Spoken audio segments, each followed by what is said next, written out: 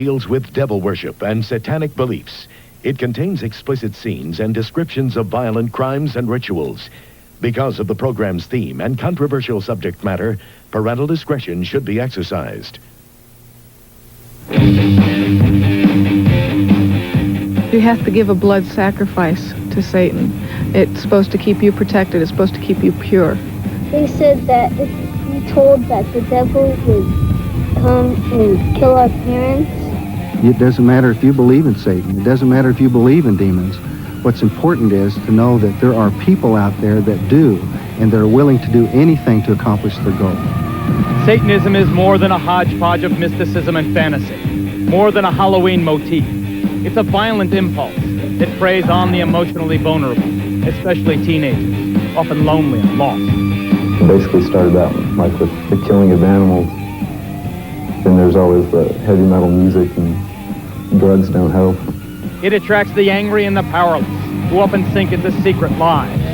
They asked me if I had ever thought about killing somebody just to watch them die, and they asked me if I would like to join a satanic cult. Possessed by an obsessive fascination with sex and drugs, and yes, heavy metal rock and roll. Satan's child. Often Satanism seems to be a personal psychodrama, a kind of license for strange, sometimes violent behavior. A bloodbath would be a cleansing and purification of a planet that has been dirtied and degraded for too long. Sometimes it's just half-baked mumbo-jumbo and scrawled symbols, but other times it goes deeper, deadly. Tommy died as brutally as his mother did, but at his own hands. I loved him dearly, but he also took my wife who I loved. Satanism goes far beyond teenage obsession. Today there are cults that worship the devil, engage in secret ceremonies, believe in ancient, though bizarre theology, all of it constitutionally protected, as long as no laws are broken. I believe that hate is necessary in a controlled way just as much as love is necessary. The other face of adult Satanism is violent and fiendish, centered on sexual ritual and torture, frequently descending into the vilest crime of all, sexual abuse of children. He has drawn pictures of child being sacrificed. He's talked about animal sacrifices. He's disclosed molestation. And what of their own children? Some are born into satanic cults and grow up as lifelong members. Others are desperate to flee, but dread the penalty of grotesque death. They're going to catch me, it don't matter.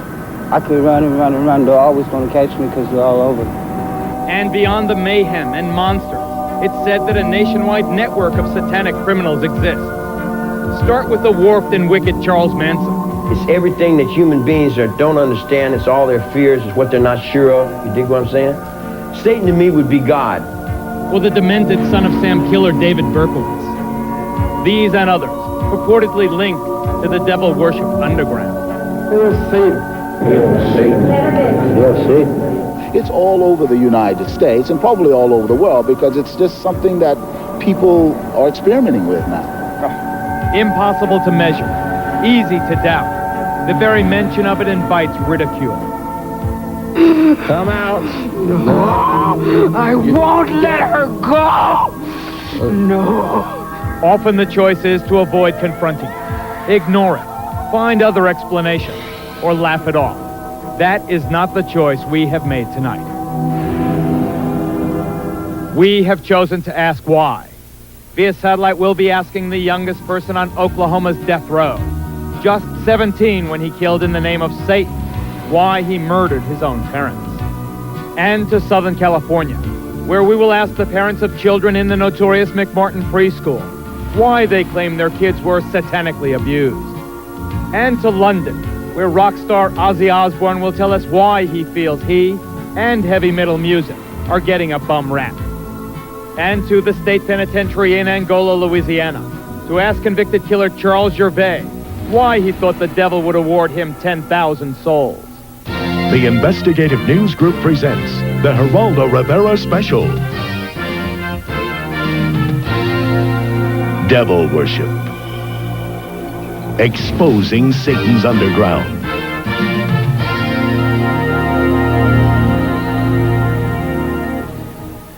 Whether a Satan exists is a matter of belief. but we are certain that Satanism exists. To some, it's a religion. To others, it's the practice of evil in the devil's name. It exists, and it's flourishing. Members of our studio audience tonight will attest to that. They are friends and foes of Satanism, devil worshippers and law enforcers, experts and victims. They'll help us understand this force that exalts evil and darkness. We'll be asking why. Why does it exist? And why does it appeal to so many vulnerable people, especially the young? Now, the very young and the impressionable should definitely not be watching this program tonight. This is not a Halloween fable. This is a real-life horror story, and it will give small children bad dreams. As for teenagers and their parents, we hope you are watching, because it's teenagers who are most likely to fall under the spell of this jumble of dark, violent emotions called Satanism, and in some cases, to be driven into committing terrible deeds.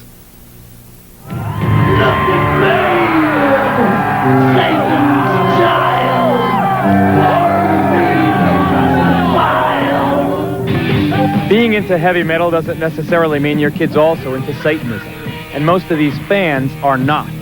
But there is an undeniable connection between obsession with the really hard stuff and the occult. This stone pony from Kansas City is named Spike.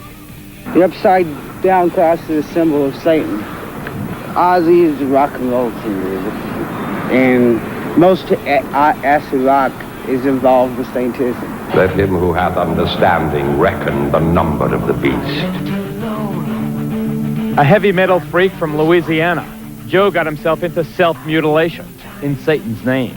We'd cut our arms and let the blood drip into a cup, and we'd pass it around and drink from the cup, from each other's blood. Kim from Colorado also practiced the gruesome ritual. Violence with blood. We like to see blood, and we used to eat blood and stuff like that. Drinking blood as entertainment is apparently a staple in the acts of heavy metalists like Wasp. My life became centered not only around the marijuana I was smoking and the booze I was drinking, but it became centered around Satan. Although Satanism is more obvious in the lyrics of groups like Megadeth, Slayer, Venom, and Iron Maiden, in St. Petersburg, Florida recently, satanic symbols filled the air at this concert by Danish-born King Diamond. How much can you influence kids? I think people are too clever to be influenced by watching a band or listening to an album to go out and do the same. Because if they were that easy to influence, watching the news, you get the real thing. And everybody knows that right into your living room. Personally, I am a Satanist, a practicing Satanist. But we never tried to preach that religion to anybody. Bull. An avowed Satanist, Diamond's protest that he's not preaching is belied by lyrics laced with references to death, graves, and evil. Of course, to some, it's just rock and roll rebellion. Satan has nothing to do with this kind of a concert. It's just an outlet to have a good time. Parents think, oh, Satanism, their kids. It's killing their kids. It's not killing their kids. The parents are screwing up in the beginning. We're the next generation. And united!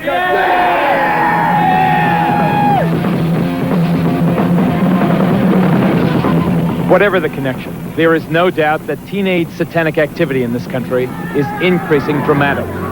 In Bayou country in southwest Louisiana, one persistent problem has been grave robbing. So what do they take out of these tombs? They take out the bones, okay, especially on the older type grave sites as this, because our understanding is that the right little finger has something to do with their culture, and they make a necklace out of them and they wear them. A necklace out of the right knuckle? The knuckle? right knuckle. And the graffiti is no longer John Loves Mary. Death chamber, the point of no return, this says.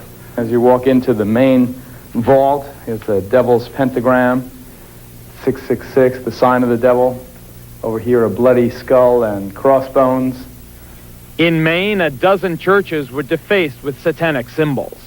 In California, New Jersey, Alabama, and elsewhere, police have found inverted crosses and the remains of mutilated animals. But by far the most frightening of all are the reports of teenagers killing other kids in Satan's name. Item, Douglas County, Georgia. I'm sorry for you, young lady, and I sentence you to a term of life in prison. I'm sorry for you, and I wish you good luck. Remove her from the courtroom, Mr. Sheriff. 17-year-old Melissa Ernest and two other teenage members of her coven admitted drinking her 15-year-old victim's blood, then dancing around her still warm body. Now listen to this report from a small town in Maine. Yesterday's conviction of Scott Waterhouse for the murder of 12-year-old Giselle Cody may finally bring an end to talk of a satanic cult in the town. Item, Long Island, New York. Police arrest 17-year-old Ricky Casso for the ritual murder of 15-year-old Gary Lowers. Casso gouged out his victim's eyes. As we've seen, the level of violence in these crimes committed in Satan's name is often appalling and savage, brutal enough to shock even hardened police officers. Detective Paul Hart thought he had seen everything. Then this veteran New Jersey officer saw how a suburban teenager murdered and mutilated his own mother. I believe that evil will once again rise and conquer the love of God. If this pact is to your approval, sign below. Just barely 14 years old, Tommy Sullivan had written this contract with the devil before he butchered his mother with his Boy Scout knife. The murder took place in the basement of the Sullivan family home. As we came down here, we found Mrs. Sullivan laying on the floor just about in this area here. Describe the condition of the body. It appeared that her throat had been cut and a good portion of her face had literally been slashed away. Tommy died as brutally as his mother did, but at his own hands. What did Tommy then manage to do to himself? What wounds did he inflict on himself to kill himself? His first self-inflicted wounds were a series of wounds to his wrists. 3, if I remember correctly, deep enough to actually sever the arteries and the tendons in his arm, enough to snap back his wrist. And after doing that, he literally slit his throat from ear to ear with this 3.5-inch knife from the windpipe all the way back to the spinal column, and to the point of almost taking his head off. Understandably unable to live with the gruesome memories in their family, Tommy's father and younger brother have moved out of state. Do you think you can ever find it in your heart to forgive your son? I don't know. I loved him dearly, but he also took my wife, who I loved. How could this happen here? To a nice boy from a good Catholic school and a fine middle-class family. Sure, he was obsessed by the symbols. This is what his room looked like on the night of the murder and suicide. But heavy metal is not answer enough. You're a veteran of Vietnam. Had you ever seen anything that brutal? Certainly in an area like this, in a town like this, in a neighborhood like this, you don't expect to see that type of violence. And it was brutal. It was brutal, and there's few of us that will forget that. Nor do you forget these drawings Tommy made just before he killed himself. But you continue to search for the reasons. What made Tommy? What made the others do it?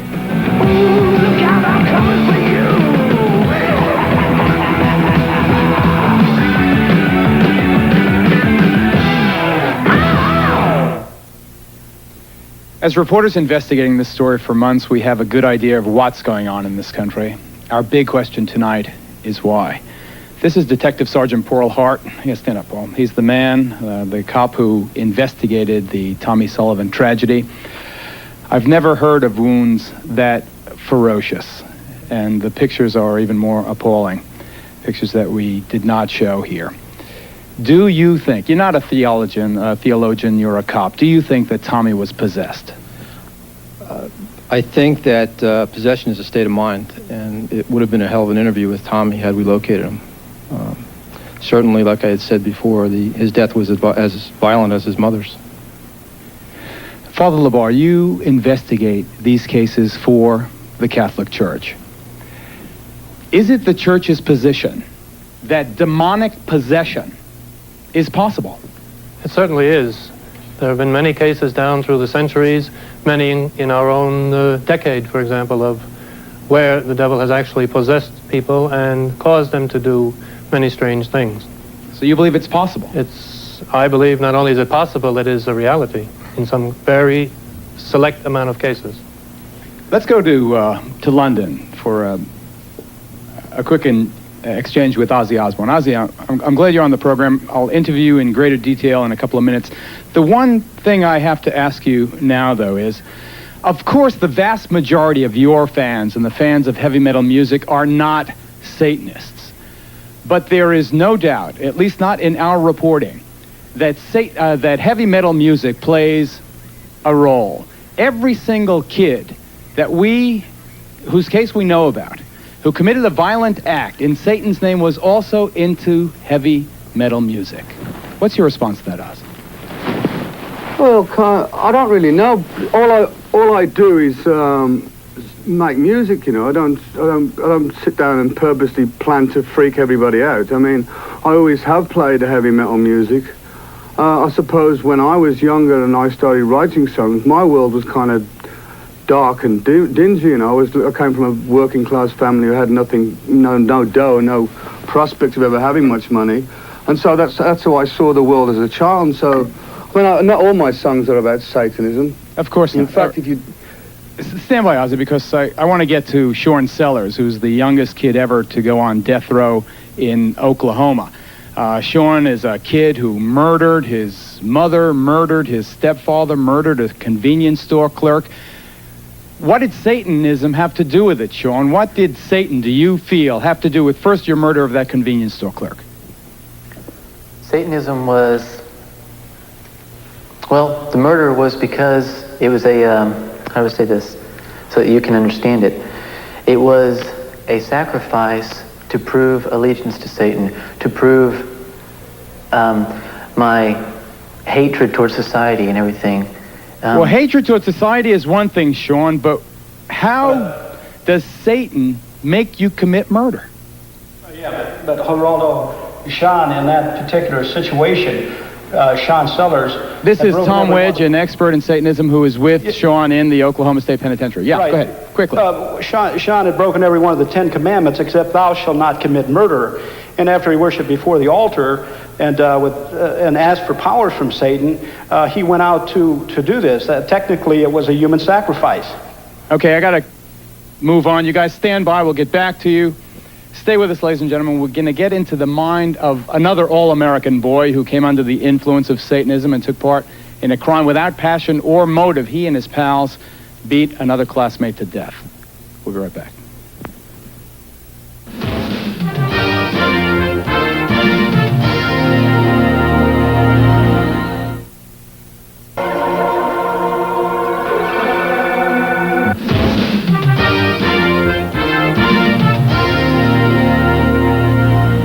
As you may have heard, we faced a much publicized dilemma in putting this program together. Many of the things about Satanism are offensive, and putting on an offensive television show was not our aim, so the most gruesome scenes have been left out. Now, what we've kept is strong. We think it's strong enough to get across an effective warning. Satanism can be cause for concern. Its roots are anywhere. Its roots are even in the very heartland of this country. Take a look. Carl Junction, Missouri. A town of about 4,000 souls in the heart of the Bible Belt, where people believe in God and the devil. Periodically, satanic graffiti and some mutilated animals turn up, causing alarmists to cry that satanic cults are operating in the area. Those charges were routinely discounted until a group of students from this high school shocked the entire nation. Late one night last December, 4 teenagers who had been dabbling in Satanism carried baseball bats, a cat, and a length of rope to an isolated spot near their small town here in Missouri. By the time the night was over, the cat had been mutilated and one of the boys beaten to death by the other 3, who then dumped his body in a well. One of the kids who did it, Pete Rowland, is now serving life sentence without parole here at this maximum security facility in Fulton, Missouri. The other 2 boys, his classmates, were also sentenced to life. Have you ever been in Here in the first interview since the murder, Pete Rowland talks about the satanic elements of the crime. What was it about Satanism that attracted you? Power. Just, you know, with power comes money, comes girls, just the feeling of people looking up to you, popularity. You're a good-looking guy, smart. Wouldn't you have those things anyway? It just seemed easier through the devil. The devil was the spur for this murder, which Pete confessed on this never-before-seen police videotape. Yes. Go ahead and show us what you did. Okay. And I got him right through here, and I grabbed over the hand, and I pulled him through to right here. So the victim, and he was still moaning a little bit and going, like kind of like that. Brought this bat here, Pete. Okay, this is the bat that I threw. This is the third bat. Quite a bit of blood and hair on this thing. You can see a lot of hair on the end of it. Who all hit him? Me, myself, Jim Hardy, and Ron Clement. It basically started out like with the killing of animals. Then there's always the heavy metal music, and drugs don't help. Sometimes I didn't feel like I was the master of my own body. Like something else kind of took over with inside of my mind. What took over? Just the violence, the devil, lust and greed for drugs, for money.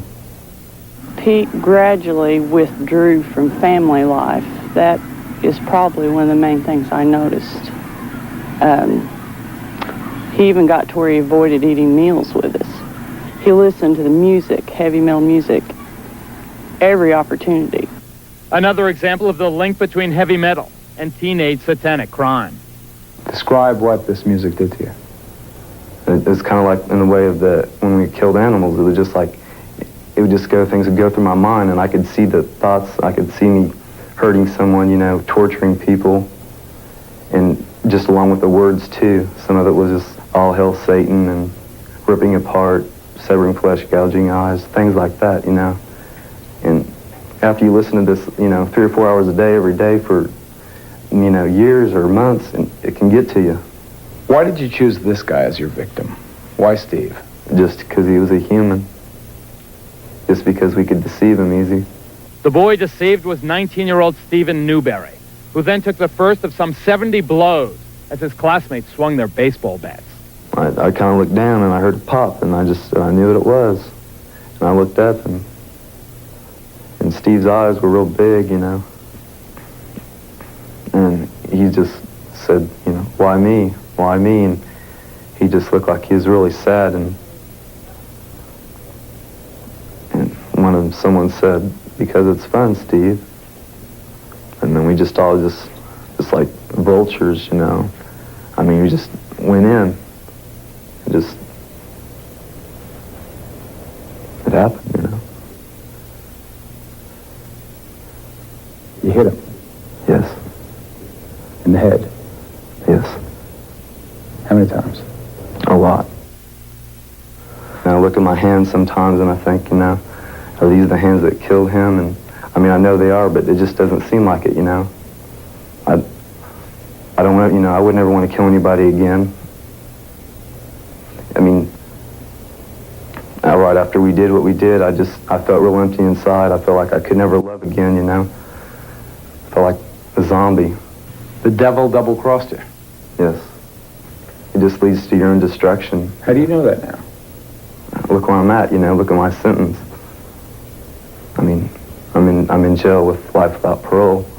I feel very guilty that I didn't pay attention, that I didn't. There were some things that I saw that I feel like I should have paid attention to. I saw the album covers, and they're hideous. I just assumed that if they sell it, it's got to be okay.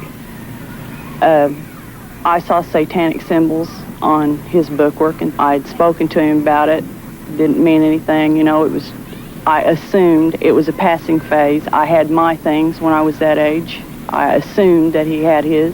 I assumed wrong. And I would advise anybody, if they see anything like that, to look into it. Don't ignore it. It doesn't pass. It's just something I'll never get over, ever. Parents, heed the advice of Pete Rowland's mom. Pay attention. Satanism is not a harmless fad or a passing phase in some of these kids' lives. Ozzy? Yeah? I know that your lyrics are less excessive than groups like Slayer or Venom or Iron Maiden or some of the others, but still, for some reason, maybe it's because you've been around for so long, I see tattoos of your name on some of these, teenage devil worshippers' arms. Wherever I see devil graffiti and satanic graffiti, I see your name also. Do you feel a sense of responsibility, Oz? The only responsibility I feel is the fact that I'm a true musician in what I play. I don't want to make anybody start doing all this devil worship crap, because that's not my intention. Although I have sang on a few songs about the devil, you know, that's about it. You know, I don't want anyone to harm themselves. What about the issue of responsibility? What about the whole thing about guilt? Do you feel responsible? I don't feel guilty. I feel kind of persecuted by everybody because I'm not a bad guy. My intentions are not to harm anyone. In fact, it's directly the opposite. Like when people come to my concerts, I want them to have a good, fun evening out, you know. And it seems to me that a lot of people judge the book by the cover more so than they write things about me, or they don't even know what they're talking about, you know. Well, there are lots of people out there, lots of people here in our studio audience who have a very different point of view. We'll get to them coming up next. A look into the dark soul of Satanism. Stay with us.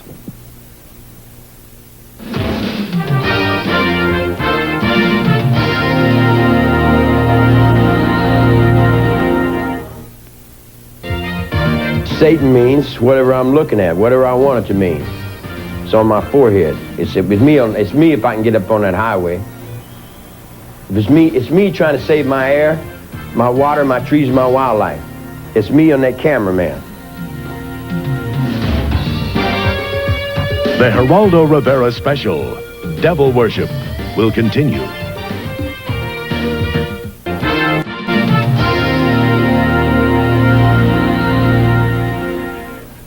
Once again, a warning about some tough language and descriptions in a report that we'll have for you in just a moment. Let me introduce you first, though, to Zena LeVay. Her father, Anton LeVay, is, I guess, the founding father of Satanism in this country. Founding it about 25 years ago, Zena? Yeah, approximately 25 years. Can you tell us with any certainty how widespread the religion of Satanism is in this country or around the world? Well, the religion is worldwide. We have members just throughout the world, and it's a legitimate religion. It's perfectly within it's legal. But how many people? Hundreds, thousands, tens of thousands, hundreds of thousands? Hundreds of thousands, I can't say. Thousands, easily. What is it, Dr. Aquino? Dr. Aquino, the high priest of the Church of Set? Temple of Set. Temple of Set, also a colonel, interestingly enough, in the United States Army. What is it, this Satanism? I think that there is some confusion tonight because this same term means something different to Satanists than it does to Christians in the United States. By our own standards, the people who you've shown in these film clips would not be Satanists, either present or in the past. Rather, they would be the failures of a conventional religion. I appreciate your opinion. What is it, sir, then? What is Satanism? Well, originally the Church of Satan, when it was founded, was composed not of people with a hatred for Christianity, but of people who, by and large, were agnostics and atheists, because they felt that the institutions which had arisen around Christianity had failed in their moral commitment. So Satanism itself became an emphasis on rational self-interest and on taking responsibility for your own intellectual and ethical decisions. Rational self-interest, you call it? Yes. Okay, one thing we do know that Satanism has in common with other religions is the belief that the devil can inhabit your body. Remember the movie Exorcist, the film? It dealt with ridding the body of Satan in a ritual called exorcism.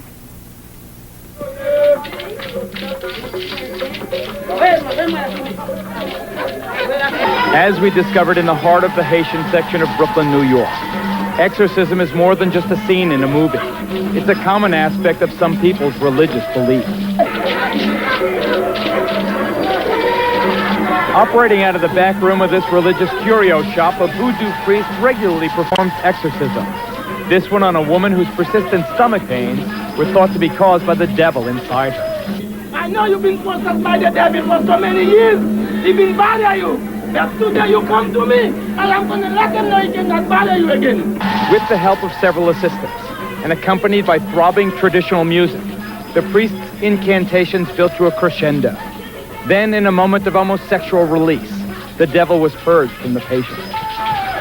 The chicken is dead. The chicken take all the malady, all the sickness away from you. In every way, Southern California is a very long way from the heart of Brooklyn. But at the church of a preacher named Roy Masters, exorcisms of the devil appear just as sincere, far out, and dramatic. You get out of here. With a background in show business rather than theology, Masters claims the members of his congregation react so profoundly to the laying on of the cross because they feel and fear themselves possessed by the devil. Come out. No, I won't let her go. No. Devil worship is as old as religion itself. It's the grim alternative, the flip side of life. Evil over good, dark over light, Satan over God himself. Come forth and bestow these blessings of hell upon us. Forced underground by the religious hysteria of the Middle Ages, Satanism was resurrected, first by an Englishman named Aleister Crowley in the early 20th century. It entered its modern era in this country just about 25 years ago, under the theatrical guidance of Anton LaVey, California-based high priest of present-day devil worship. LaVey founded the Church of Satan. Now, despite its preachings of evil and hate, the church and its offshoots are constitutionally protected religions. I believe that hate is necessary in a controlled way just as much as love is necessary. LaVey penned the best-selling Satanic Bible. It's the handbook of devil worshippers everywhere. And for a time, he was considered chic enough to attract the attention of Hollywood. After working together on a film, LaVey made Sammy Davis Jr. an honorary member, while the late Jane Mansfield was for a time among LaVey's most passionate followers. Most of the people that are in my group are professional people, they're business people, they're people that are from very responsible walks of life. Contemporary Satanism relies heavily on bizarre and sometimes bloody ceremonies. One of the ugliest, yet apparently most common rituals in devil worship is the sacrifice of animals, often involving the removal of organs and the draining of their blood in elaborate ceremonies. Well, a series of cattle mutilations on this Louisiana farm has sent the shiver of fear through this entire community. Show me the evidence that this was some kind of ritual. Oh, this hole right here and the tail, they cut the tail off. The same thing with the ears. They cut the ears off. Right. So you two have no doubt but that your animals were used in some kind of ritual. Right. Yes. All the blood was gone out of them, too. Every one of them, the blood was drained. No blood, no insides, eyes pulled out, everything. I'm begging for something to be done. I'm scared. In response to the animal mutilations and other mysterious and unsolved crimes in this area, the local fundamentalist church held an extraordinary service. There's been a lot of questions about, are there any witchcraft, occultism, Satan worshipers in the area? And the answer is obviously yes. The only way to deal with Satan, which is spirit, is by way of spirit. The preacher asked his flock to protect themselves with their faith, but some chose a more down-to-earth method. Brother Blunt, I believe in the Lord, and I believe in you. But I'm still going to carry my gun because I'm scared. In our investigation, we discovered that some of Satan's soldiers are also high-ranking officers in the United States military. Here at San Francisco's Presidio Army Base, for example, Lieutenant Colonel Michael Aquino led a double life as a satanic high priest. The colonel's cult is listed in the San Francisco telephone book, and his phone answering machine boasts of his affiliation. This is the Temple of Set. The temple is the only international satanic religious institution fully recognized by the United States government. Indeed, the Army does officially recognize Satanism as a legitimate religion and supplies chaplains with this guide for ministering to the satanic soldier. Yet unofficially, some charge that Army bases have become sanctuaries for devil worshippers. Just last month, under a full moon, I took a midnight tour of the Presidio grounds with police investigator Ed Abanovsky. Are you saying that there was a satanic cult active right here on the Army base? Yes, we believe so. There's evidence to substantiate that. they had satanic rituals going on. There's an altar in there, and all of the graffiti on the wall would indicate that. Let's see if I can see it. How'd you find this place? This is a fortification during World War II. During World War II, where they had gun batteries. I can see a pentagram painted on the wall. I can see the words Prince of Darkness. On this wall, I see several inverted crosses and other obvious satanic ritualistic paintings or symbols. Joseph, we've agreed to conceal your identity, but you are an officer in the United States Army. That's correct. And you were an officer in the United States Army during the time you were a member of this satanic organization. Yes. Did the authorities at the Presidio know that a satanic organization was active on their base during the time that you were a member? They were very much aware of it, yes. The present base commander, Colonel Rafferty, says that today at least, I know of no satanic activities whatsoever in this area. Satanism may be a constitutionally protected religion, but similar to another recent case at the United States Military Academy at West Point. Here, charges surface connecting ritual child abuse at the Presidio Daycare Center to the devil cult. It was here, parents and others allege, that as many as 60 young children were ritualistically abused by soldiers of Satan. What actually was done to the kids? Oral copulation, sodomy, defecation. They were urinated on. The former chief juvenile investigator at the Presidio, Ed Abanovsky, is here. He's now a deputy sheriff in Santa Clara County. Colonel Aquino, we note, sir, for the record, that you were originally implicated in the dreadful charges of child abuse. We note also that no charges were ever brought against you, and presumably you have been cleared. Would you like to comment on why those charges were brought against you? Well, the entire time that the so-called child molestation scandal was occurring at the Presidio, the time period when these terrible events were supposedly taking place, I was assigned to the National Defense University in Washington, D.C., and my wife was out there living with me. But is it not a fact that a 3.5-year-old girl identified you as the alleged perpetrator of molestation? No, as a matter of fact, it is not the case. An accusation was made by her stepfather, who was an Army chaplain, speaking on behalf of this child. In her original interview with the FBI, she denied ever being molested. Well, I've seen you are innocent until proven guilty. You were never charged in this case. I don't want to belabor the point. I have seen, however, the affidavits for the search warrant of your home, and they indicate the child is speaking to the authorities, not her father. This was after she had been subjected to therapy. Let's say you are innocent of that. You are no longer at the Presidio. You are now in St. Louis, but you are still a serving officer or colonel in the United States Army. Do you feel it is inconsistent with a high-ranking officer sworn to uphold the Constitution of the United States that you are also a practicing Satanist? Not in the least. The Army has known of my religion for the last 20 years. There has never been a problem with it, any more than there's a problem with other members of minority religions. But let me read from the Satanic Bible. Quote, this is the number one, commandment. Death to the weakling, wealth to the strong. How can you believe this and still uphold the Constitution of the United States? Death to the weakling? Well, for one thing, what you're looking at there is a highly polemical book that was never meant to be taken literally in all of its commandments. Father. Yes, and I'm aware of that, and I'm also saying that members of the Church of Satan understood that much of this book was in the form of a polemic.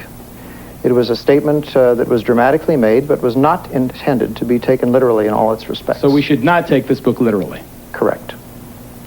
This is Dr. Walter Grote, would you stand, sir? Whose daughter was allegedly abused at West Point, the United States Military Academy. You were a captain in the United States Army. Aside from what allegedly happened to your daughter, which I know you allege was part of a satanic cult, and having nothing to do with this man, I state again for the record. What is your feeling, sir, on the fact that a serving officer in the United States Army is also a professed Satanist, a high-ranking person? Well, I think in this election year, we've heard a lot about values, Geraldo. We've heard a lot that our little children should be saying the Pledge of Allegiance to the flag. Mr. Aquino has identified himself as an antichrist. He preaches that as the leader of the Temple Set. I don't think I'm misquoting him. I find it inconceivable that we can have candidates talking about one nation under God and having our children say that, yet by the same token, we can have somebody in our army as a colonel leading our troops in battle who are opposed to the very concept of God and whose whole purpose it is to fight against God. We have to take a break right here. Next, more on the connection between Satanism and violence, including more charges of the sexual abuse of children. If you have let your kids watch up until now, we urge you, ladies and gentlemen, we are not kidding. Get them away from the TV during our next report. We'll be right back.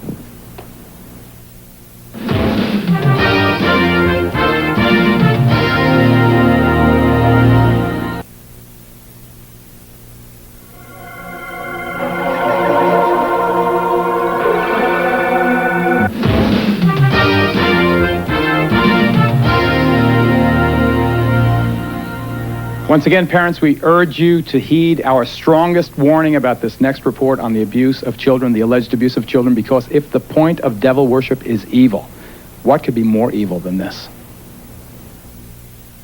That's the baby right there. Right here? Uh-huh, it came out of her already. What'd they do to the baby? Then David took it and kept throwing it against the wall, and he killed it, and he took it in the house. No, you saw that? Yeah. These are pictures that can chill a parent's soul. They're a symptom that something dreadful, unspeakable has happened to the child. In this case, it's an 8-year-old boy from Grenada, Mississippi. They took us in an old caboose. And they had these things they called Spains. Spains? Yes, Spains. They stuck it up my butt. Who stuck it? David. Your dad? Uh-huh. Ow, did it hurt. 2 doctors have provided medical evidence that from a very early age, this boy has been repeatedly abused. His mother goes further. She claims the sexual abuse happened as part of a satanic ritual. Do you allege your husband was part of a satanic cult? I allege that he was the high priest of a satanic cult. David, the boy's father, has never been formally charged. He's now in hiding. Now, incest is certainly not new, but apparently more and more of it is taking on the dark overtones of Satan. She talked about there being a Satan, and she talked about there being boys that had hurt her. Listen to what this 5-year-old girl from Orange County, California, told her mother her father did to her. Daddy was heading the meeting, and he wore a real-life baby foot around his neck. She says they each drank the blood, and then they all hurt me. Said, how did they hurt you? She spread her legs and pointed to their crotch and says, right here. And it gets worse. According to his family, this severely traumatized 10-year-old boy, also from Southern California, was allegedly molested by a trusted neighborhood minister as part of an ongoing satanic cult. Jimmy talks about having a gun held to his head, about being shown a skeleton, about having to touch the skeleton. He has drawn pictures of a child being sacrificed. He's talked about animal sacrifices. He's disclosed molestation. In the very places created to care for children, in nurseries and daycare centers across the nation, there are increasing reports of ritual sexual abuse. The children of McMartin are still filled with lurid stories of their awful experience there.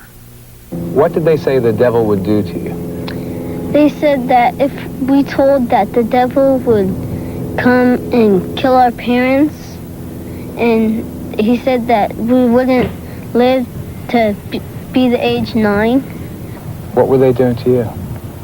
Molesting me. What does that mean? What does molesting you mean? Touching us in places we don't want. And then they would threaten us oh, you don't say a word else we're going to come to your house and kill everybody except for you, and we're going to send you to the devil and everything. And they would scare us really much.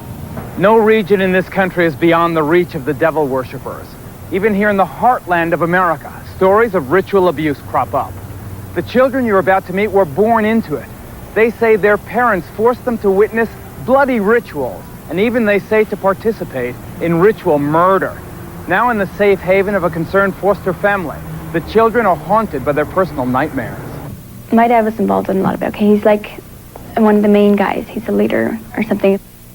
He made us have sex with him and with other guys, and he's done it with other people. I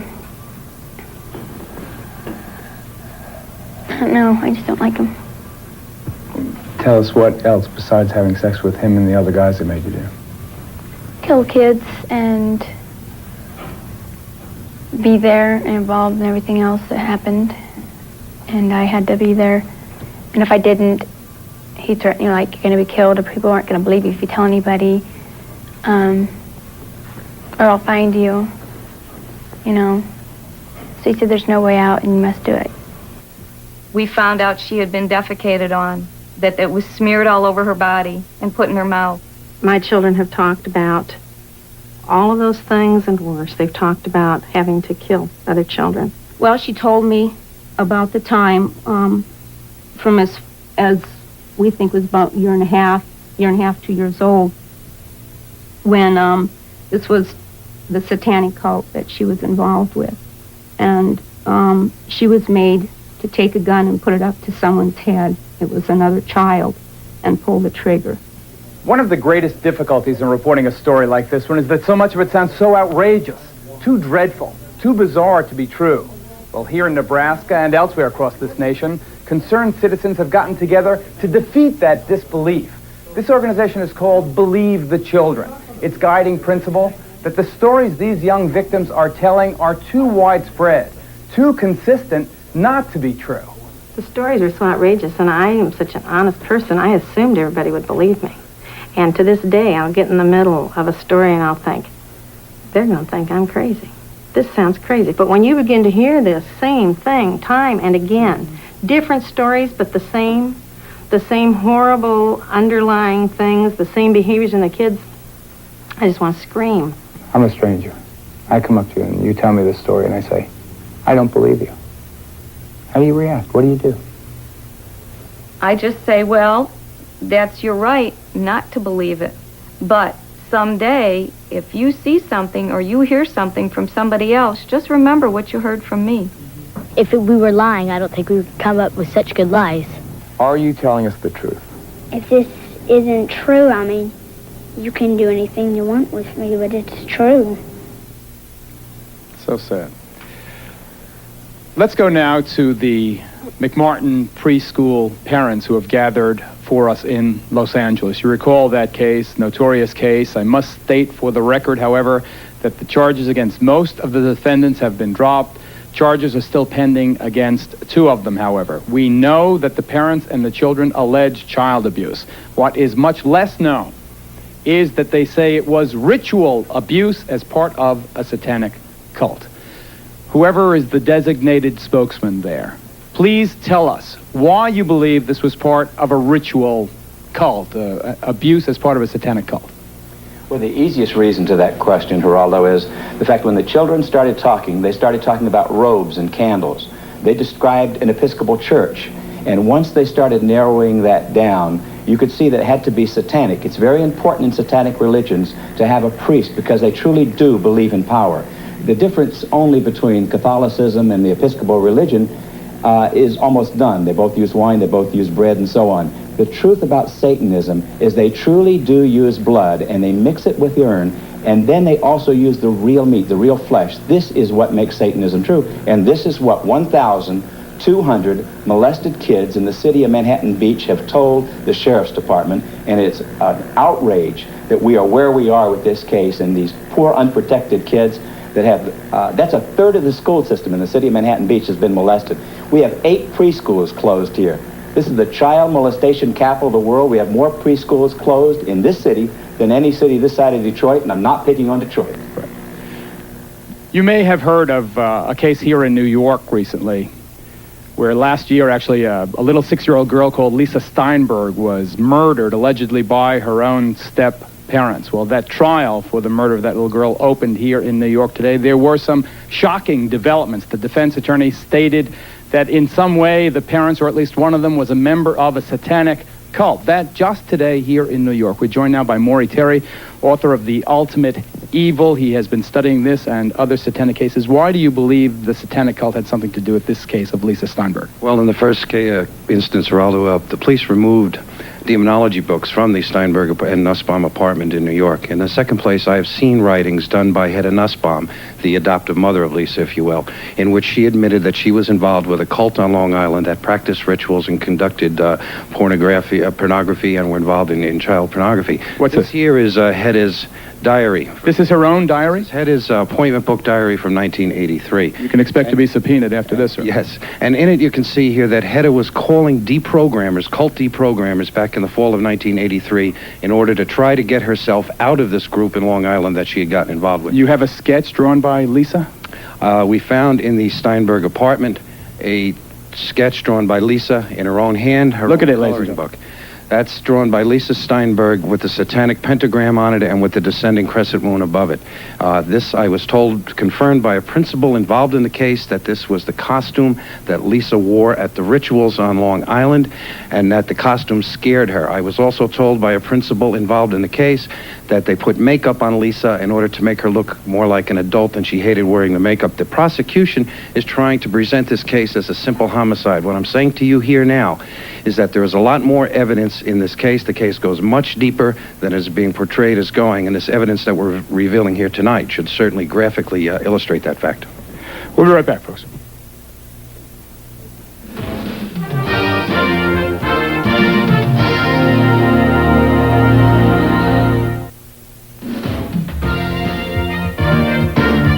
Berkowitz, Lucas, Ramirez, and Manson are the all-stars in the halls of infamy.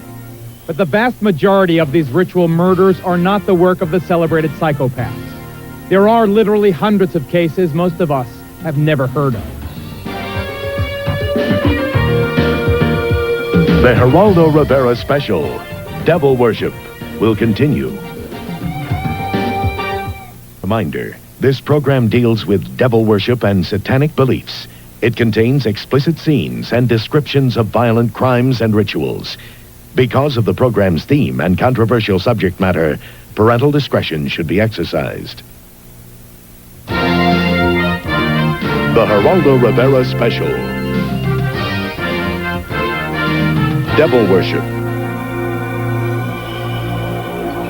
Exposing Satan's underground continues. Welcome back. The subject is Satanism, and I've been asked repeatedly where the idea to do it came from. Well, it goes back to someone that I interviewed for our special last spring on murder and the frightening fascination verging on adoration that so many people felt for this person. A murderer who would have us believe that he is the incarnation of the devil. Here's Charles Manson. Okay, I killed everybody since day one. I've murdered them all. I'm God and I've killed everybody. Or the devil. Or the devil, yeah, you could use the word devil or demons or whatever you want to call it. Mostly the devil in your world, eh? Well, okay, I'll play. There's no game I can't play. There's no game I haven't played. You are the devil. Yeah. Okay, I'll be the devil then. Along with Hitler, cult leader Charles Manson is today's top satanic celebrity. Yeah, I chopped up 9 hogs, and I'm going to chop up some more, you I'm going to kill you as many as I can. I'm going to pile you up to the sky. Responsible for at least 9 ritual murders, Manson is revered by many modern-day devil worshippers who have adopted his philosophy of the mass extermination of those they consider unfit to live. We would like to see most of the human race killed off because it is unworthy. It is unworthy of the gift of life. Nicholas Schreck visited Charlie at San Quentin, keeps a picture of his hero on his apartment wall, and displays a lock of Manson's hair as if it were a sacred relic. A bloodbath would be a cleansing and a purification of a planet that has been dirtied and degraded for too long. David Berkowitz, the son of Sam, was also a Satanist, the serial killer who terrorized New York while murdering 5 young women and seriously wounding at least 6 others. Berkowitz was deeply involved in bizarre rituals. So was Henry Lee Lucas, who told police he murdered his girlfriend, his mother, and others across the country, all for a satanic cult. Why do they want to kill people? It's supposed to be for the reincarnation of the devil. And when a series of ritualistic rapes and murders hit Southern California, it should have come as no surprise that Richard Ramirez, the alleged Night Stalker, worshipped the devil. Hail Satan. Hail Satan. Hail Satan. Hail a belief system that exalts sadistic murder, torture, ritualistic suicide, and racial purity. This has historically been a sacred day, a day of purification, a day of hell and fury. We mourn not its victims, we honor its victors. In closing, I would remind those here that murder is the predator's prerogative, and there is no birth without blood. Berkowitz, Lucas, Ramirez, and Manson are the all-stars in the halls of infamy. But the vast majority of these ritual murders are not the work of the celebrated psychopaths. There are literally hundreds of cases most of us have never heard of. Like this satanic murder in Denver, Colorado, where the victim was handcuffed, chained, and slaughtered. Authorities claim that before he died, the victim participated in drinking his own blood. Or this diabolical example in the city by the bay. Here in a rundown San Francisco neighborhood far from the tourist attractions and the Golden Gate Bridge, a satanic cult committed crimes of incredible brutality.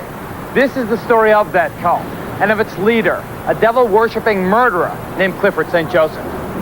The body was tucked underneath the front wheels on the curb side, wrapped in yellow blankets and tied with guitar string. What was the condition of the body when you found it? It had a number of unusual wounds on it. One of the most unusual things was a design carved into the chest of the individual. And once we examined it more closely, it was an upside-down pentagram. The Devil's Pentagram, the inverted five-pointed star found on the unidentified corpse of St. Joseph's victim, is apparently the principal signature of Satanists. Like a recurring nightmare, it shows up at crime scenes and in their graffiti everywhere. At St. Joseph's apartment, where this grisly murder was committed, I talked to Ed, a fringe member of the cult, and the state's star witness. What was going on in this apartment? They asked me if I had ever thought about killing somebody just to watch him die, and they asked me if I would like to join a satanic cult. Ritual crime was apparently a regular occurrence at this apartment. In this case of torture and murder, the victim has never been identified. For purposes of this case, he was called John Doe number 60.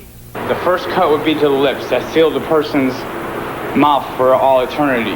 They also poured wax, I guess, in the eyes, and that sealed their eyes for all eternity. They did much more to John Doe number 60, but we'll spare you the details. Caught and convicted of murder, kidnapping, and ritual abuse, St. Joseph and another cult member are currently serving long prison sentences. Ed remains free, although he claims only to have been a reluctant participant in the murder of John Doe 60. He does admit bringing a teenager here to be chained up and ritualistically abused. How can you say you have no guilt when you bring a 17-year-old kid in here, you help shackle him to a radiator, and then participate in his torture and sexual abuse? Well, I never participated in torture, and no torture was allowed of him. You were having sex with a kid who's chained up. What are you talking about? Well, Ricky, first of all, likes that type of sex. What was going on here is a nightmare. Yes, it is. Yes, it is a nightmare. Are there devil worshippers, are there murderers involved in this particular case still at large? In this particular case, yes. We do know of we have one person identified, other man identified who was present during this particular homicide. Do you think that this ritualistic stuff is spreading? It's all over the United States and probably all over the world because it's just something that people are experimenting with now. Satan means whatever I'm looking at, whatever I want it to mean. It's on my forehead. It's me if I can get up on that highway. It's everything that human beings don't understand. It's all their fears. It's what they're not sure of. You dig what I'm saying? Satan to me would be God. That man is so repugnant. All of these satanic murderers are. The acts that they have been convicted of committing are so horrible that the question could fairly be raised again, why are we doing this broadcast? We are doing it, ladies and gentlemen, because it's our feeling that these cases are too often overlooked, too often underreported. We think that there is a widespread problem here that you deserve, that you need to know about. Joining us right now via satellite, we have another convicted satanic murderer. His name is Charles Gervais. He is currently serving a life sentence in Angola Penitentiary in Louisiana. Mr. Gervais, why in Satan's name, did you hammer and strangle to death an innocent person? Did you really think, sir, that they were going to give you 10,000 souls, this devil? Well, Geraldo, I can't talk about my case. Get to the point about Satanism, Charlie. Okay. There's a lot of confusion in it, and it's mostly people that really don't understand. Listen, what about this 10,000 souls, Buster? That's what I want to know about. Well, that's what I've got into Satanism for. Why? Why? Because it possessed power. Where were you going to get this power? Where were you going to use this power? In hell. In hell. You're going to kill a person on earth to get the power of 10,000 souls in hell? Are you sick? Nope. Why aren't you condemned to die? Why aren't I? Yeah. Did you use Satanism as a defense? Yes. Ted Gunderson, FBI veteran, former head of the regional office in Los Angeles. Is there a network of these satanic murderers in this country, do you allege? I cannot say that there's a network of satanic murderers. I can say that based on information furnished to me by confidential sources and informants, based on interviews with dozens of survivors from the satanic operations through the years, satanic beliefs, etc., I can say that there is a network of these people across the country who are very active. They have their own rest and relaxation farm. They are in contact with each other. It ties in loosely to the drug operation, ties into motorcycle gangs, and it goes on and on. They have their own people who are specialized in surveillances and photography and in assassinations. After this commercial break, we're going to have the anatomy of a satanic crime, showing you why law enforcement has had such a difficult time coming to grips with the strange, shadowy world of satanic crime. Stay with us.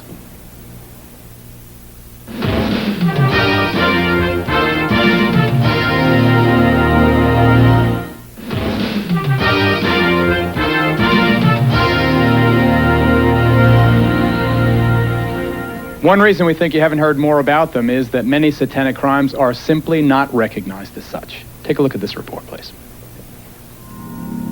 These ritualistic crimes are everywhere, and yet in most communities they are either overlooked or underreported. There's an example going on right now here in Kansas City that tells us why. In this house, in a quiet residential neighborhood, a series of brutally violent, horrible crimes have been committed, and yet the police and prosecutor in this town seem either unable or unwilling to draw the obvious connection between what happened here and Satanism. All I know is the whole thing was evil. This 22-year-old, call him Jay, escaped from the House of Horrors wearing only a dog collar. For 4 days, he had been ritualistically tortured by a man named Bob Burdella. He took the transformer and hooked it to my genitals and stepped back and took pictures while I'm flopping around. What a sick dog. It seemed to never end, you know. After Jay escaped through a window by burning the ropes that bound him to the bed, the police arrested Burdella. When they searched his home, they found over 250 photographs of young men, including Jay, in the process of being tortured, in some cases fatally. Hidden in the walls of the home, they also found a human skull. He had pictures of guys that he had did things to. Kids tied up and with marks on them and things. Apparently, Burdella would pick up young men, usually hustlers like Joe.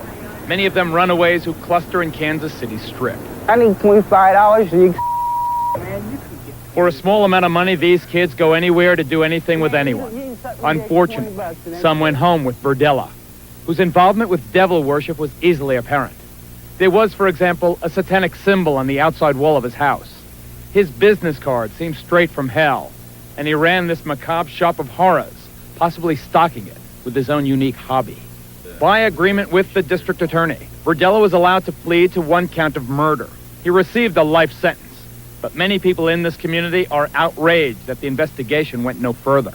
Did the police pursue these allegations of satanic involvement? The police department, it's my understanding, called in some people who knew about witchcraft to talk to them about that. That particular aspect of the case basically went nowhere. County legislator Carol Cole disagrees. Why do you think there is no attention being paid to that ritual aspect of this case? You're in the heart of America, the Bible Belt, and we hate to think that people like that live next door to us. We're turning our backs on, acting like it doesn't happen. We're putting our hands over our eyes as if it didn't occur here, that it was just a murder. This is Detective Lee Orr of the neighboring Kansas City, Kansas Police Department. Do you believe there is a satanic aspect to these horrible crimes? Yes, I'm sure there is, yes.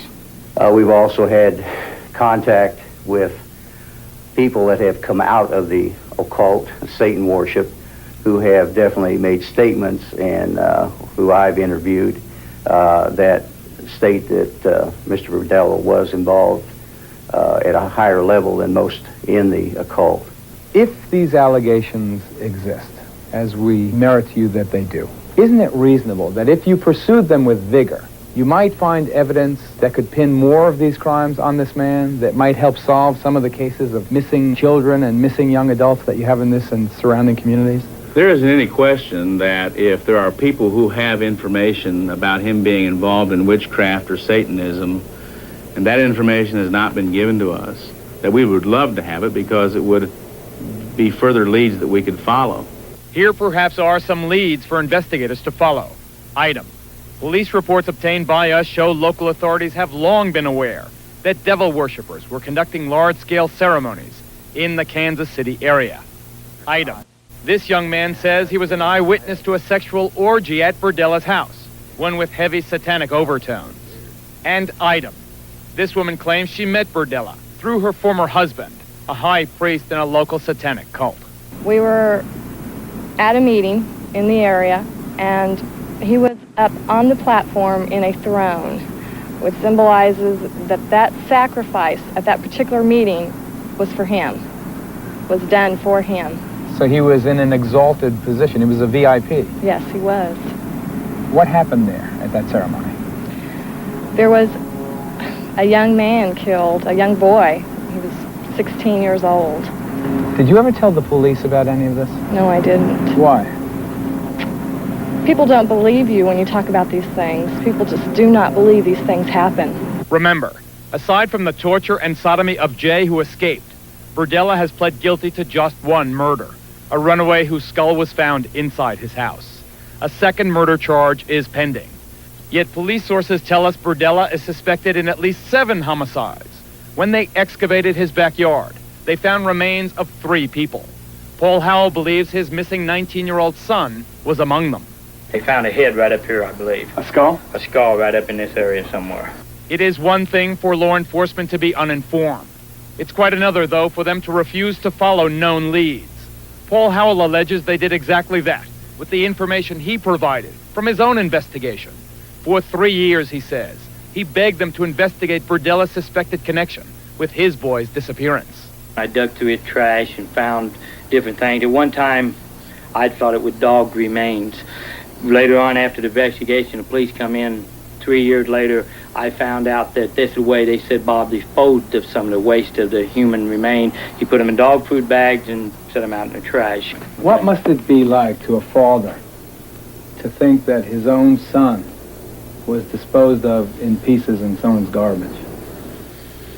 It's just very upsetting, naturally, and want to get even. You want to find everybody that's involved beside Bob and hope that it don't happen to anybody else's kids.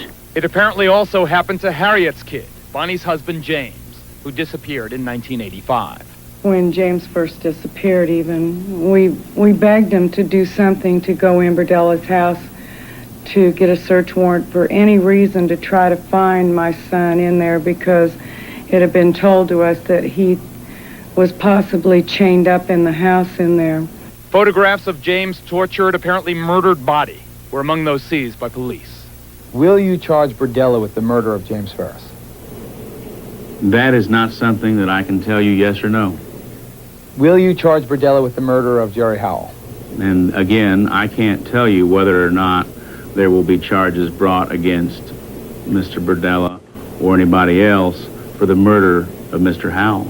Is it possible that by narrowing the focus of the investigation, people who are involved in these awful acts are still free? Yes, there's no question about it. You cannot subdue individuals and photograph them, and you're in the photos by yourself.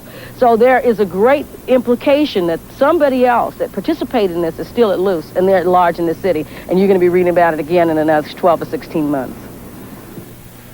I hope she's not right, but stand up. This is Detective Sergeant Lee Orr from the Kansas City, Kansas Police Department. You saw him in the video piece. This is retired Detective Michael McKee of the Kansas City, Missouri Police Department. Gentlemen, the Kansas City Star is reporting as late as yesterday that the district attorney in your community is still insisting that the Burdella case of serial murders or alleged serial murders is not related to Satanism, is not a ritual crime. You were one of the first cops on the scene. Do you believe that this case is satanically related? It's my opinion that it is. We recovered a ceremonial robe from the bedroom.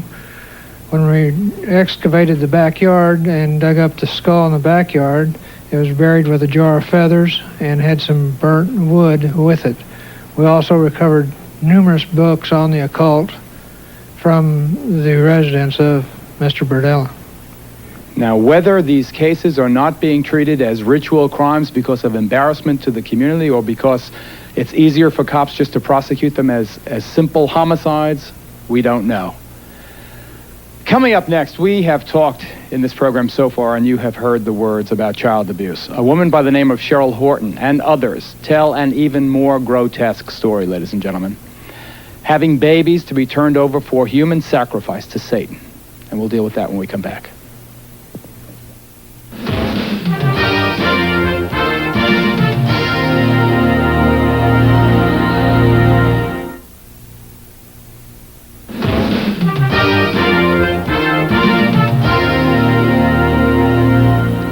I think sometimes that, ironically, on television, when you give a disclaimer, it has exactly the opposite to the intended effect, and more people tune in than tune out.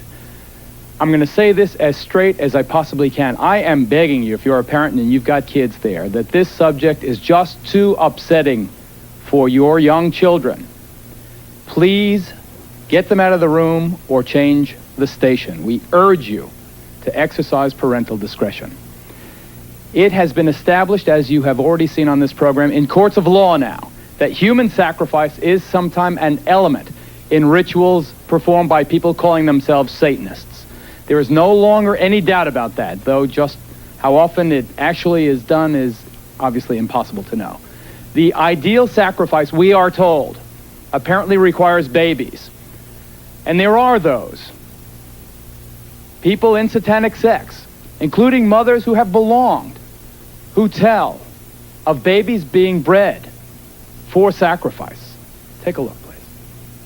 Read what they do, Guy. They use blood in their rituals, and the blood that has the most power is baby's blood. In the classic horror film Rosemary's Baby, Mia Farrow is drawn into the clutches of a satanic cult and is married to the devil.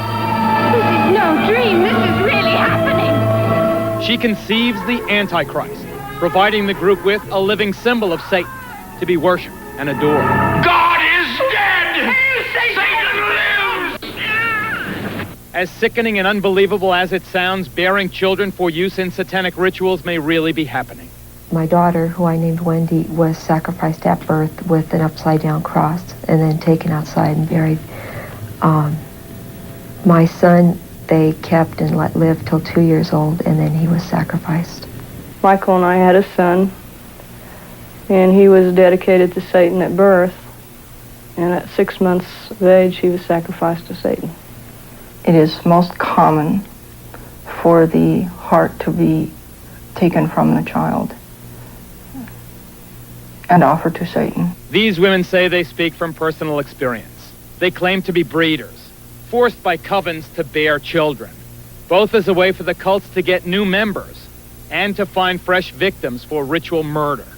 Did you give birth to infants who were sacrificed? My first two Were sacrificed? were sacrificed. I was told it was the highest honor I could ever do as a woman, was to sacrifice my first two. And you did that? I was so brainwashed, I believed their philosophy. Jackie tells us she was able to escape her satanic cult. Today she helps other women, like Donna, who are trying to break free. You killed your babies? Take the skin off. You skin the baby? You take the baby's skin off? Do you feel remorse? Have you told the police? I had to do what I had to do, or I'd be killed like the babies that they made me watch killed, and that they put in my hand. They said, "Obey, or this is you." Jackie, you have some pictures drawn during the therapy sessions by the people who've been through this. Why don't you show me some of them? This picture is a person remembering skinning children and babies and hanging it out to dry. Until skinning them, taking the skin off alive while they are alive, and skin them until they die. And that's how your babies died? They took a little patch about 3 by 4 off of her stomach, skinned her, and said, "We'll skin you all the way if you talk or cry." You learn not to cry real fast. I don't cry. For their part, mainstream Satanists strongly deny these gruesome allegations. Zena is the daughter of Anton LaVey, founder of the modern-day Church of Satan. That's a popular misconception, too, is that children are sacrificed at the altar, or that animals are used for sacrifices. And it's a horrible, horrible misconception. This is real hard for the police because they can never find proof, and that's because the bodies are sometimes consumed for communion, sometimes burnt, sometimes put in concrete. For proof, the women offered a few grisly photos. But as the Satanists are quick to point out, the images of death and decay are impossible to verify. These middle-class housewives that are worried that we want to abduct their children are barking up the wrong tree, because we wouldn't want anything to do with their whole mediocre and corrupt lifestyle. Because the charges are so bizarre, most mental health professionals distance themselves from the entire area of Satanism. But here in Denver, Colorado, the Bethesda Psychiatric Institute has become the first in the country to devote an entire department to treating the victims of ritual crime. Can we believe these stories of sacrifice? I believe we need to believe them. They sound bizarre. They sound beyond the capacity of human beings. But the stories we receive are tremendously consistent. Is this an epidemic? I believe involvement in Satanism is increasing. I believe it is present in many communities around our country, and I believe it demands our attention. But somebody is apparently trying to discourage scrutiny. We've talked to therapists who treat ritual abuse victims, and they tell us of the threats they've received. I have direct knowledge of both death threats on a therapist and an attempt to end that therapist's life, which was unsuccessful. Here in Chicago, a group of well-known therapists from all over the country had the courage to share horror stories of threats and intimidation. Therapists have been directly threatened in ways that are quite alarming to them. A patient indicated to me that she wished to sacrifice the child with which she was pregnant. Naturally, I wasn't too enthusiastic about this. Shortly after this occurred, I started to get telephone death threats. One of the things that I would add is that we are now hearing these reports from literally hundreds of therapists in every part of the United States. Someone out there is telling us to back off. Still, the greatest toll seems to be on the women who say that they have bred babies. Babies that were sacrificed for Satan. I will probably have nightmares tonight about it, as I have about my Joey that I have been talking about. I wake up screaming for him now in the middle of the night. I dream that he's lost and I'm trying to find him. Sickening, so incredibly outrageous, so incredibly unbelievable. But Zena LaVey, are these women lying? You have to understand that every single thing you've given as examples of Satanism here are completely from a Christian standpoint. That everything you've put forth as being considered satanic is not considered satanic by my standard or my definition of Satanism. Lying? Well, have the bodies been found? Where are they? Cheryl Horton, who joins us via satellite from Los Angeles. Cheryl Horton. Zena LeVay, a Satanist who A, points out that this is not in keeping with her teaching, but B says, where is the proof? Where is the proof? Why is there no proof if what you're saying is true? Hi, Geraldo. There's no proof for a fact of one thing. They burn the bodies. They either do that, they'll chop them up and dump them in the ocean, or they'll pour them in concrete, or they take and they use them for communion and eat them and then make bones out of the tools. Cheryl, listen. These The people stories, are doing let me murders, interrupt you. Cheryl, please, let me interrupt you. The stories, dump in the ocean, chop up the bodies, these things, they sound like they can't be happening. Ted Gunderson, respected law enforcement professional, recently or retired now from the FBI, former regional director of Los Angeles. Do you, sir, believe that these dreadful allegations of babies being sacrificed are true? I absolutely believe it, without any doubt. Based on the information that's been given to me across the country by numerous survivors and by confidential sources and informants. Then why didn't you name these people and arrest them? Never a name, never an arrest. These women come out of a group and they insist that they know the people in the group, and yet they do not identify these large mysterious cults. Name them and arrest them and get them off the street. Does he not make a valid point? He makes a valid point. The problem with that is, number one, police officers don't believe it. I may believe it. You may believe it. Some people in your audience may believe it. They don't believe it. Number two, if you decide to investigate these people, you have to, number one, handle it from an undercover operation. If you put an undercover operation into effect, then you have, in a sense, your own police officers become involved in these heinous crimes, and they are, of course, become murderers. And in addition to that, if you do decide to investigate these people, there's a lot of work. And many law enforcement officers are apathetic and don't want to get involved. Ladies and gentlemen, you have heard this. The debate here could rage over this issue alone for hours and hours and hours. Michael Aquino is right when he says there have not been any successful prosecutions for this horrible allegation. Ted Gunderson is a sincere man with a good reputation who says that there are difficulties in the prosecution. Still, the point is it has never been proven in a court of law.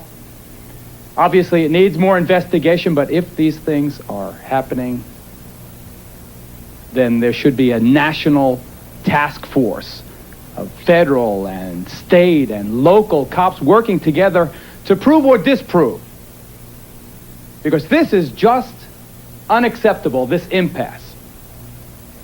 Coming up, we're going to have warning signs you should watch for, parents, and all of our guests will be available for a final discussion about Satanism after this break.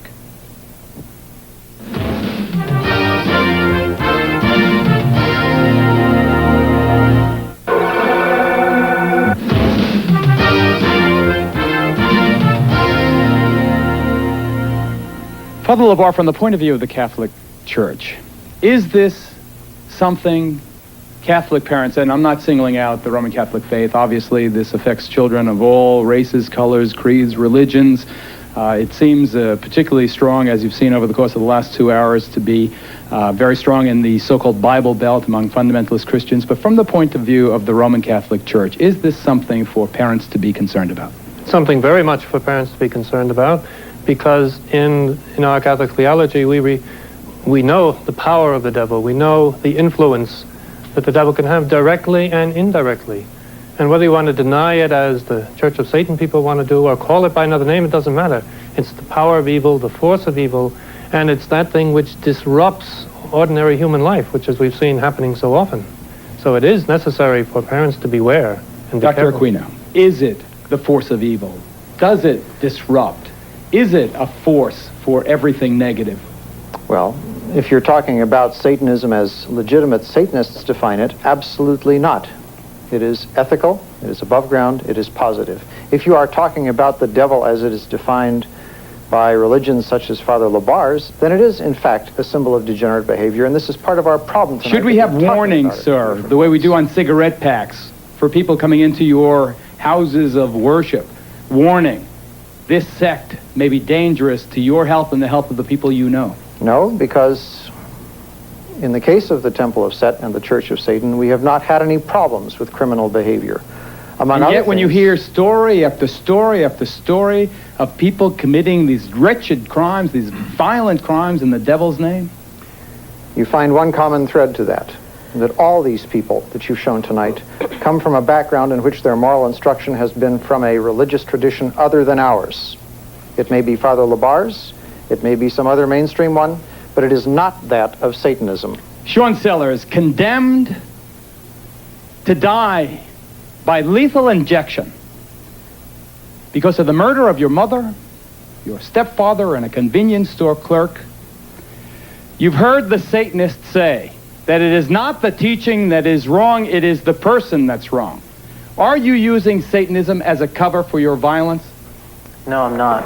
I've heard quite a few, well, I can call them as lies on the show right now. I've heard Dr. Aquino say that Satanism is not, or the ideals that we're talking about here are not Satanism. That is because Satanists believe that good is evil and evil is good.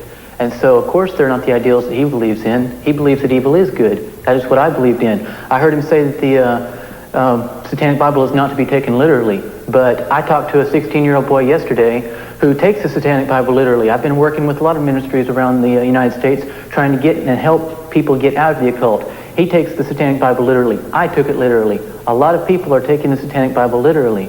And I heard Anton LaVey's daughter say that these babies who are being sacrificed, you know, that's not Satanism. Or she wouldn't answer to saying that it was. The fact of the matter is that kids are abducted, teenagers are drawn into the occult, and a lot of them are being used for occult sacrifices. And there's been so much on the show that you've shown so much pain and blood and all this other gore and stuff, but you really haven't shown how to get out of the occult for those who want to get out. There is, let me tell you a story about a friend of mine. Tell it briefly, Sean, go ahead. Just give me 1.5 minutes. Go ahead. Her name is, well, anyway, she works with the Watch Network in Texas, and she told me that a lady called her and said, my daughter's involved in Satanism and I want her to get out, but I don't want her to become some kind of Jesus freak or anything like that. Sue told her, I'm sorry, I can't help you. A month later, the girl was living with her aunt and uncle because her mother was in an insane asylum and she was threatening to kill her aunt and uncle. What's your point, Sean? She destroyed 3 lives, her mother's, herself, and her aunt and uncle's, because she didn't want her mother didn't want her to become a Jesus freak. I want to tell you right now, there is no other way out of Satanism except through Jesus Christ. Do you believe in the devil to this day? I believe in the devil, but I don't worship the devil. I'm a Christian. I stand up boldly and proudly and proclaim my faith in Jesus. I'm telling you, there is no way out of Satanism except through Christ. Do you feel a sense of frustration that people don't believe you when you talk about what happened to your daughter? Yes, I do. The problem with this whole issue is that because the crimes are so heinous, that people don't want to believe that an adult would do this to a child. And I don't know about the Church of Satan or the Temple of Set. I can't say that they had anything to do with what happened to my child. But if you look at a child's behavior, a child who's been ritually abused, there is no way that you can say that these things that they're talking about didn't happen to them. From the nightmares, to the running around the room when they disclose, to the latching on, to the crying and saying, Mommy, Mommy, Mommy, don't go out, because if you go out, they're going to kill you. Threats, intimidation, fear. That's how this happened to my child and children all across the country. And it may have nothing to do with Dr. Aquino or Miss LaVey. All I know is what's happening to kids all over the country. They're being ritually abused. I don't know who's behind it, but it's happening. And parents have to be aware that children are not lying. Police officers have to listen to children. Listen to what they're saying and look at their behavior, because a child cannot talk like you and I, who's been ritually abused. We'll be right back.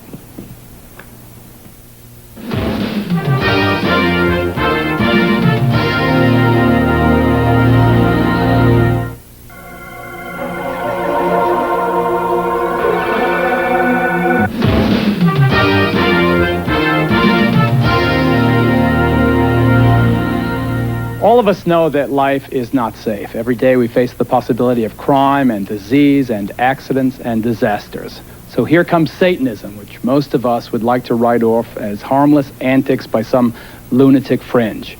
A few years ago, maybe, but not now. We have seen that Satanism can be linked to dope and to pornography, child abuse, and to murder. It has led seemingly normal teenagers into monstrous behavior. They preach mysticism. Other people, however, practice evil. And that is why we brought you this report tonight. I'd like to thank all of our guests, especially those we did not have a chance to get to. I'm Geraldo Rivera, ladies and gentlemen. Thank you very much for watching. We'll see you next time. Good night. I wish I had listened to the music. I wish I had thrown it out. I wish I had gone to school and talked to him,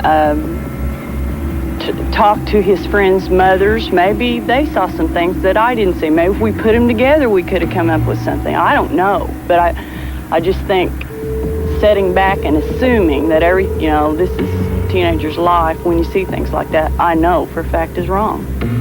I think that my son believed in Satan. In fact, he has said to me that he did believe in Satan. He believed in the power of Satan. He believed if he served Satan, that Satan would give him something in return for his servitude. It's all false, man. It just leads to your own destruction. Look where I'm at, look at my sentence. I mean, I'm in jail with life without parole.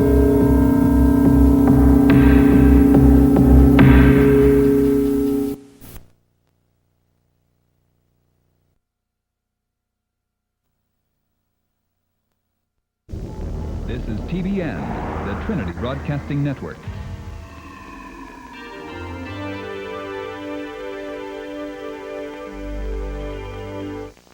The opinions expressed by the guests on this program do not necessarily reflect the opinions of Dave Reaper Evangelistic Association.